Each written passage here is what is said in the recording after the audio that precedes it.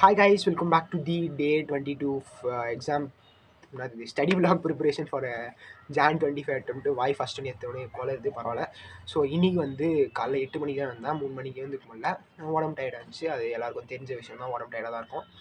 நாலு ட்ரை பண்ணோம். ப்ரொக்ராஸ்டினேட்டோட மன்னன் ஆகிட்டேன். ஸோ 4லேருந்து 3 மணிக்கு ட்ரை பண்ணுறேன். ஸோ இன்றைக்கி என்ன பண்ணேன் அப்படின்னா, காலைல 8 மணிக்கு வந்தேன். காலைல 8 மணிக்கு வந்தோடனே பெட்லேருந்து போய் கம்ப்யூட்டர் ஆன் பண்ணி படிக்க ஆரம்பிச்சிட்டேன்.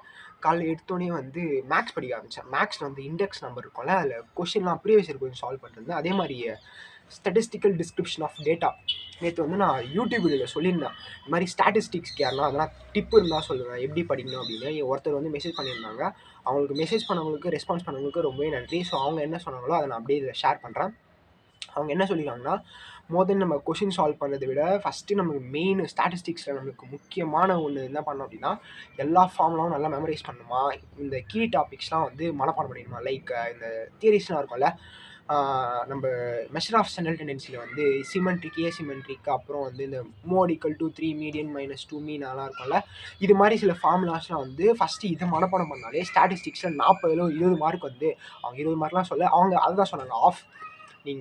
இது ஃபார்முலா மெமரைஸ் பண்ணிட்டு இது மாதிரி நீங்கள் பார்த்தாலே ஸ்டாட்டிஸ்டிக்ஸ் மோர் தென் எனஃப். இதெல்லாம் முடிச்சதுக்கப்புறம் ப்ரீவியஸ் இயர் கொஷின்லாம் சால்வ் பண்ணுங்கள். இட்ஸ் ஸ்டாட்டிஸ்டிக்ஸை நல்லாவே ஸ்கோர் பண்ணலாம் அப்படின்னு சொல்லியிருந்தாங்க. ஸோ இதான் நான் நேற்று சொல்லியிருந்தேன். இந்த மாதிரி ஸ்டாட்டிஸ்டிக்ஸ் டிப் இருந்தால் எதனா ஸ்டூடெண்ட் சொல்லுங்கள் அப்படின்னு. அவங்க ஃபுல்லாக கம்ப்ளீட் பண்ணிட்டு அவங்க சொல்லியிருக்காங்க. ஸோ ஏன்னா ஸ்டாட்டிஸ்டிக்ஸ் படிக்காமல் இருந்தீங்கன்னா நான் அதை தான் ஃபாலோ பண்ண போகிறேன். நீங்களும் அதை ஃபாலோ பண்ணிங்கன்னா வெல்கம். நீங்களும் ஃபாலோ பண்ணுங்கள். 2 பேர் சேர்ந்தே இந்த ஃபாலோ பண்ணி நம்ம மேக்ஸில் 40க்கு ஸ்டாட்டிஸ்டிக்ஸில் 40க்கு ஒரு 30 மேலே ட்ரை பண்ணலாம். இதை கண்டிப்பாக அவங்க போட்டாங்களே, அவங்க மெசேஜ் அந்த கமெண்ட் ஒரு வேலை அவங்க சொன்ன மாதிரி நடந்துச்சு அப்படின்னா கண்டிப்பாக அவங்களால ஒரு வீடியோ ரெடி பண்ணிட்டு சொல்லலாம். மற்றவங்களுக்கு நம்ம சொல்லலாம், இது மாதிரி ஸ்டாட்டிஸ்டிக்ஸ் நீங்களும் பண்ணிங்க, ரொம்ப ஸ்ட்ரெயின் பண்ணாதீங்க, அதுவும் கண்டிப்பாக நடக்கும்.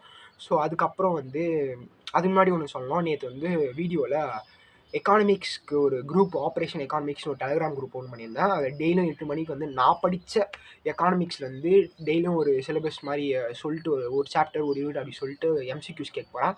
சாதா எம்சிக்யூஸாக இல்லாமல் ரொம்பவே டீப், ரொம்பவே புக்கை நல்லா கரைச்சி குடிச்சிருந்தால் மட்டும்தான் அந்த கொஸ்டின்லாம் சால்வ் எடுக்க முடியும். இன்றைக்கி அப்படி எடுத்திருக்கேன். சாப்டர் 10 இந்தியன் எக்கானமிக்ஸில் நான் ஃபுல்லாக படிச்சுட்டு ரொம்பவே கஷ்டமான கொஷின்ஸ் தான் எடுத்திருந்தேன். ஈஸியாலாம் இருக்காது. யாரெல்லாம் நீங்கள் நான் எடுத்த கொஷினில் நீங்கள் 25 கொஷின் இருக்குது. 25 கொஷினில் நீங்கள் ஒரு 15 கொஷின் கரெக்டாக பண்ணிட்டீங்கன்னா ரெஸ்பெக்ட், உங்களுக்கு சல்யூட்டு. முடிஞ்சால் உங்களுக்கு சேலஞ்சே கொடுக்குறேன். உங்களால் முடிஞ்சால் ட்ரை பண்ணி பாருங்கள். ஏமாற்றக்கூடாது, புக்கெலாம் வச்சுருக்கக்கூடாது. நீங்கள் அப்படியே உங்கள் மனசுலேருந்து அப்படியே இறக்கணும். ஸோ ஏற்கனவே நம்ம குரூப்பில் ஒரு 31 பேர் இருக்காங்க. இன்னும் யாருன்னா அந்த சேலஞ்சை நீங்கள் அக்செப்ட் எடுக்கணும் அப்படின்னு நினச்சிங்கன்னா யூஆர் வெல்கம். கீழே டிஸ்கிரிப்ஷன் என்னோடய குரூப் லிங்க் கொடுத்துருக்கேன். கரெக்டாக 8 மணிக்கு 25 எம்சிக்யூஸ் டெஸ்ட்டு குவிஸ் மாதிரி இருக்கும். நீங்கள் ஆப்ஷன்ஸாக செலக்ட் பண்ணோம். வாங்க சேலஞ்ச் பண்ணி பார்க்கலாம். நீங்கள் எவ்வளோ ஸ்கோர் பண்ணுறீங்கன்னு நீங்களே பாருங்கள். கீழே டிஸ்கிரிப்ஷன் இருக்குது, வேணால் கிளிக் பண்ணிங்க. அதுக்கப்புறம் என்னென்னா, இந்த வாரத்துக்குள்ளே கம்பெனி அக்கௌண்ட்ஸு, பார்ட்னர்ஷிப் அக்கௌண்ட்ஸ் ஃபுல்லாக கம்ப்ளீட் பண்ணோம் அப்படின்னு மனசில் ஏற்றிருக்கேன். ஸோ அதோட முதல் அடியாக ஒரு பெண் எப்படி கல்யாணம் பண்ணிவிட்டு அவங்க வீட்டில் முதல் ஸ்டெப் வைப்பாங்களோ அது மாதிரி நான் இன்றைக்கி முதல் ஸ்டெப் எடுத்து வச்சுருக்கேன், டிசல்யூஷன் ஆஃப் பார்ட்னர்ஷிப்லேருந்து. ஏன்னா எனக்கு எப்படின்னா, நம்ம ஃபஸ்ட்லேருந்து ஈஸிலேருந்து போனால் எனக்கு வரவே மாட்டேங்குது. அது ஒரு மேனுஃபேக்சர் எப்படி சொல்கிறது, ஏன்னா வினோதமான நோயாக இருக்குது. எனக்கு ஃபஸ்ட்டில் பேசிக்ஸ்லேருந்து போகவே பிடிக்கல. எனக்கு பிடிக்கல சொல்கிறத விட எனக்கு ஒன்றுமே புரியல.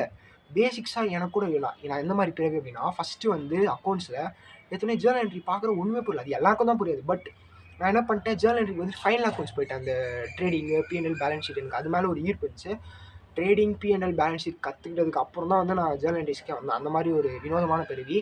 அதே மாதிரி தான் பார்ட்னர்ஷிப் அக்கௌண்ட்ஸில் நான் ஃபஸ்ட்டு கற்றுக்கிட்டது டிசல்யூஷன் ஆஃப் பார்ட்னர்ஷிப். இன்னும் சொல்லுவாங்க டிசல்யூஷன் ஆஃப் அந்த பார்ட்னர்ஷிப் அக்கௌண்ட்ஸில் டிசல்யூஷன் ஆஃப் பார்ட்னர்ஷிப் தான் கொஞ்சம் கஷ்டம்னு. எனக்கு கஷ்டமா, நான் அதே செக் பண்ணுறேன், ட்ரை பண்ணுறேன் அப்படின்னு நான் டிசல்யூஷன் ஆஃப் பார்ட்னர்ஷிப் தான் ஃபஸ்ட்டு பார்த்தேன். அதுக்கப்புறம் தான் மீதிலாம் படித்தேன். ஸோ இதே இன்றைக்கும் அதே மாதிரி தான் டிசல்யூஷன் ஆஃப் பார்ட்னர்ஷிப்பை ஸ்டார்ட் பண்ணலாம் அப்படின்னு டிசல்யூஷன் ஆஃப் பார்ட்னர்ஷிப் ஸ்டார்ட் பண்ணி இல்லுஸ்ட்ரேஷன் சம்ஸு, இந்த பீஸ் மில் டிஸ்ட்ரிபியூஷன்லாம் இருக்கும்ல, இந்த பேர்லாம் கேட்டால் எல்லாருக்கும் கொஞ்சம் பயமாக இருக்கும். பட் எனக்கு நான் ஃப்ளெக்ஸ்லாம் பண்ணல, ஒரு மாதிரி சீன்லாம் பந்தாலாம் போடல. எனக்கு நிஜமாலே இதெல்லாம் பேர் கேட்டு என்ன எல்லோரும் கஷ்டம்ன்றீங்க, அதை ட்ரை பண்ணுமே தான் ட்ரை பண்ணாலே கஷ்டம் இல்லை. நிஜமாக ஆனஸ்ட்டாக சொன்னால் கஷ்டம் இல்லை, ரொம்பவே ஈஸி. ரிட்டையர்மெண்ட், அட்மிஷன், டெத்தை விட இந்த piecemeal distribution, Garner versus முறை, இந்த பேசிக்ஸ் நம்ம ஒன்றுமே இல்லை. அந்த அட்மிஷன் டிட்டர்மினேஷன் குட்வில் கேல்குலேஷன்லாம் போடணும். அந்த சாக்ரிஃபைஸிங் லொட்டு லூஷன்லாம் வரும். இந்த டிசல்யூஷன் ஆஃப் பார்ட்னர்ஷிப்பில் ஒன்றுமே இல்லை. ரியலைசேஷன் அக்கௌண்ட் கிரியேட் பண்ணணும். ரியலைசேஷன் ஒன்றும் இல்லை. அசெட்டு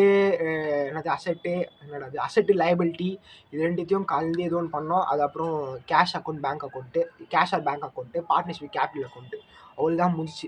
இதே இன்சால்வன்சி ஆஃப் பார்ட்னரில் டெஃபிஷியன்சி அக்கௌண்ட்டும் சன்ரை கிரெடிட்டர்ஸ் அக்கௌண்ட்டும் பண்ணோம்.